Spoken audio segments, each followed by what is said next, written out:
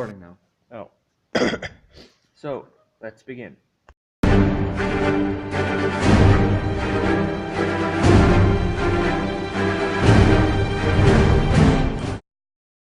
No one knows where it came from.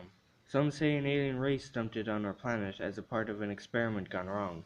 Others say God or gods gifted it to us. All we know is that it spread like a plague once it appeared. 'Twas there even before dinosaurs roamed the earth, and it remained there long after they perished at the hand of the great rock of fire. And this is where we get to the graphic parts of our research.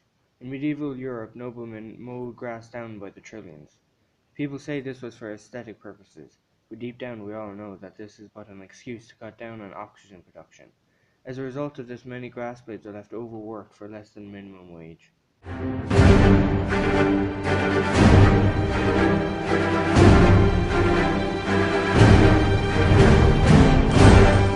And now for an exclusive interview with a very special guest. So, how's it like being grass? They scared the living daylight out of me when they came with their lawnmowers. I heard my brethren scream in pain, my family being mowed down, my life flashing before my photoreceptors. Yes, sounds very interesting. I'm sorry, I guess. Anyway, back to you, Mr. Voice in my head.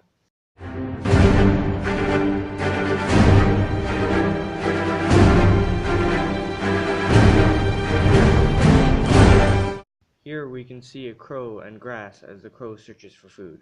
Steve, could you please get rid of it? Not like that.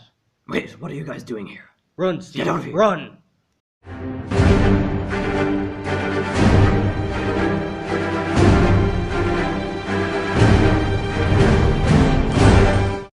Grandma, why you?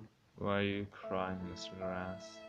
We give you the oxygen you breathe, yet you mow us down just for us to look good in your eyes.